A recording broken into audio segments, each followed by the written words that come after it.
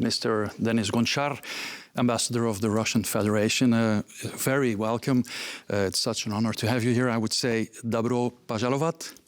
Спасибо большое, что вы с нами.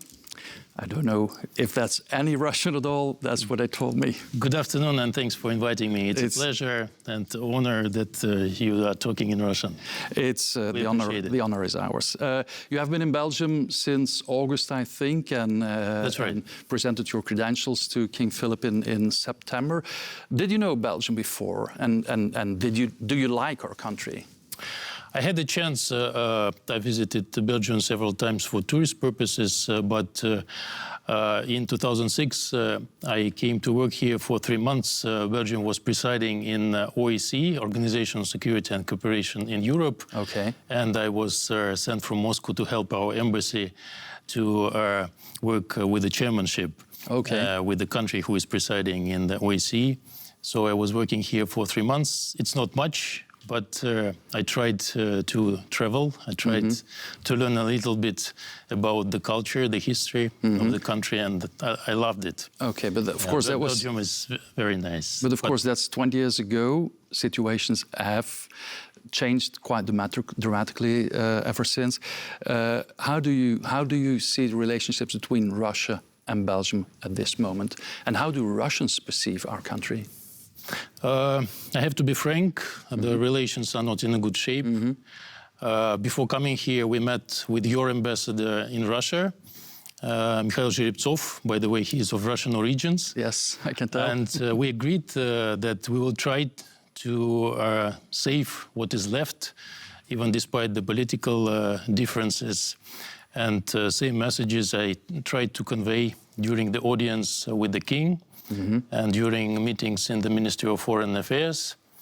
Frankly speaking, we wanted to see Belgium to be more pragmatic, but unfortunately what we saw last months were quite tough steps and harsh statements. For example, the threats made by Minister Theo Franken to wipe Moscow off the map. We do not seek confrontation, but we think this is dangerous. This can ruin our relations, and we don't think that it corresponds to the interests of our people. I'm sorry, I don't think Mr. Franke ever seriously said that we would have to wipe Moscow from the map. No man in his right mind would ever say that. Let's talk about what's the issue today. Euroclear, EU members are discussing at this very moment what should happen with the Russian assets that are frozen here in Brussels. Russia has already warned Belgium it will retaliate if that happens. How? What will Russia do? Well, you understand that it's one of the major issues for Russia, and as we see today and tomorrow their EU summit, this is one of the main issues also there, and we are following closely. I should say that this is an issue where the EU aggressive position can get Belgium into big trouble because most of the Russian frozen assets are held in Euroclear, and freezing money is already an illegal act, but if it will be used as a reparation loan for Ukraine, it will be a robbery. And frankly speaking, your Prime Minister acknowledged that. And because of this planned theft, the Russian Central Bank has already notified that it will sue Euroclear for damages in the Moscow Court of Arbitration. Yes. The Russian regulator is also ready to dispute the EU illegal actions in all national, foreign and international judicial bodies. And just today, our central bank made another press release where it is said that it will collect losses from European banks through Russian courts. Okay, so from European banks. But will Belgium be specifically targeted since Euroclear is located in Belgium? Well, as I said, the central bank is planning to sue Euroclear. as I understand, Euroclear is a multilateral depository. So it is situated on the Belgian territory, but as I understand, it is autonomous, yeah? Yes. So, but you understand that if there are problems with Euroclear, it will also, of course, there will be huge financial losses. There will be damage to investment climate. Yes. There will be flight of capital from Belgium, but also from the whole Europe. But that's also, and frankly speaking, this is not our choice. And it's also not the viewpoint of our Prime Minister, who is very much opposed to claiming this Russian assets. What's your view on the position of the Belgian Prime Minister in this regard? Well, we see that the Belgian authorities understand the consequences because, as I've told, most of the money is located in Euroclear. And it's understandable that if the largest sum of the money is located in Euroclear, it means that the biggest losses and damage will be against Belgium. Would be against Euroclear. And I think all the attempts to spread this responsibility among other EU countries, they will lead to nothing because a thief is a thief. You understand that in accordance to any judiciary practice, in accordance to international law, the sovereign actives of the state, of the country, are immune. And they cannot be taken. Just like the embassy is, and that's what our Prime Minister also stated just a few days ago. Let's talk about the war in Ukraine, because it's all coming down to that, of course. We don't use this word. I know, but allow us to use the word war for what's going on in Ukraine. I know in Russia you speak of the special military operation. Without any doubt, it is a massacre that's going on. How long does it have to go on? In order to explain a little bit, because not everybody knows very well the details, but Russia is probably the first country who wants peace in Ukraine, and our preference is for political diplomatic solution. What we do not want to see is to be cheated by the West once again, because it happened in 2014, when the West supported coup d'etat in Ukraine. It happened for years when we were to implement the Minsk agreements that were co-sponsored by the European leaders. But in fact, as Hollande, the French president, has confessed, nobody were planning, neither Ukraine or the West, to implement. It happened in 2022, when Russia and Ukraine, already after the start of the military operation, they've agreed on their peaceful solution. But the former Prime Minister of UK, Boris Johnson, he ruined this agreement. Still, so our position is very clear. The root causes of the conflict should be eliminated. And the root causes are two main things.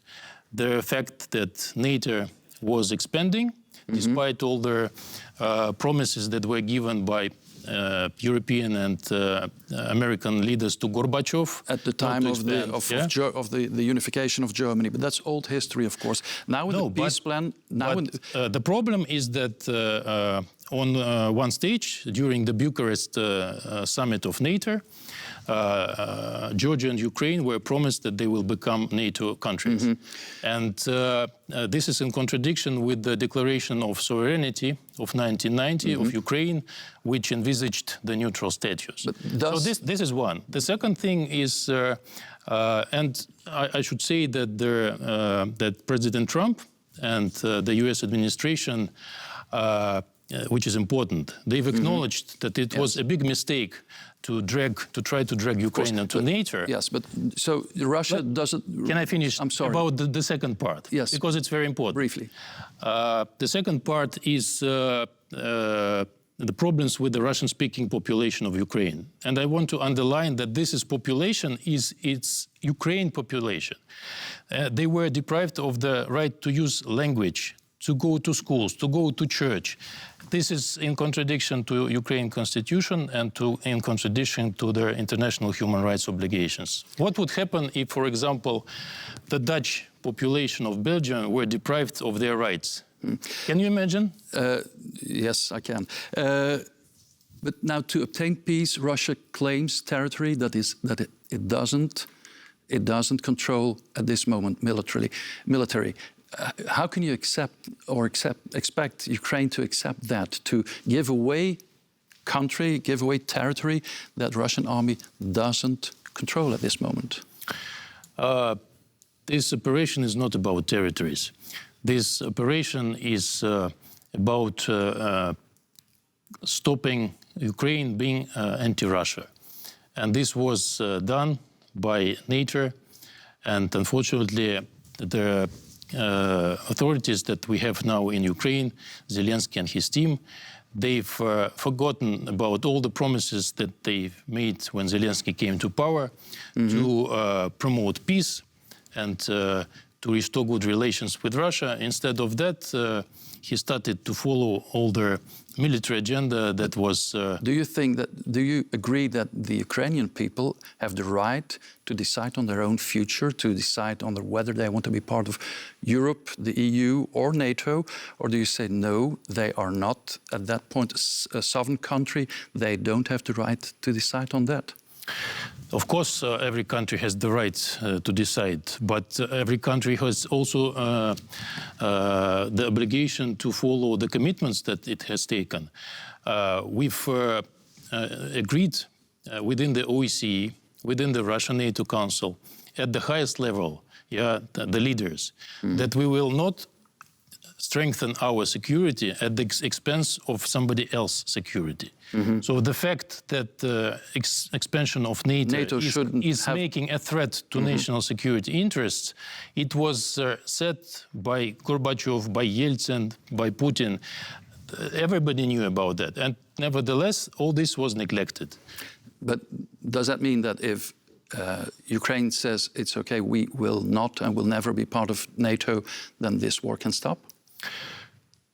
Well, let me repeat, probably you haven't heard very well. There are two aspects. The first is related to NATO membership. The second is about the right of Russian-speaking people in Ukraine in the east, in Donbass to region. use all their rights that they have. This is nothing special. The Russian people, the Russian-speaking people in Ukraine were called species by Zelensky. And they were told, if you want to speak Russian, get away and go to Russia. But that's what they are doing. They are getting also, on the other hand, on several occasions, your president, Mr. Putin, has claimed that Ukraine and Kiev is originally a part of Russia, that it's not a country in its own right, that it doesn't have any right to exist even as a sovereign country. Do you agree? No, this wasn't said. What was said that one who wants to understand the history of the relations between Ukraine and Russia should look back in the centuries. When Kiev was the heart of the Russian land, nothing else. Never it was said that we deprive Ukraine of the possibility to have a statehood. Let's conclude. Russia has lost an estimated 1 million fine young men, 200,000 killed, 800,000 injured. Is it worth it? I'm not going to comment the figures because these figures... They are not official, of course, but they are not it's official. An estimated number. I would say that what we are striving for is the right of people to live the way they want, and that those rights are not neglected and protected. Okay. Mr. Ambassador, it was very nice having you here. An honor for us to have you here. Спасибо большое за разговор. Thank you very much. Despite that most of the talks were very political, we are very close to Christmas and New Year. And I want to wish Merry Christmas to you, to all the Belgian people.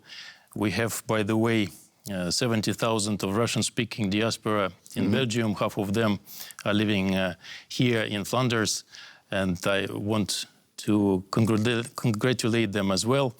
I want to wish everybody less problems and more joy and happiness.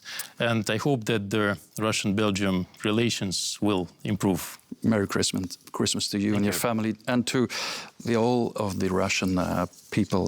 Let's hope it will bring us peace soon. Thank you very much.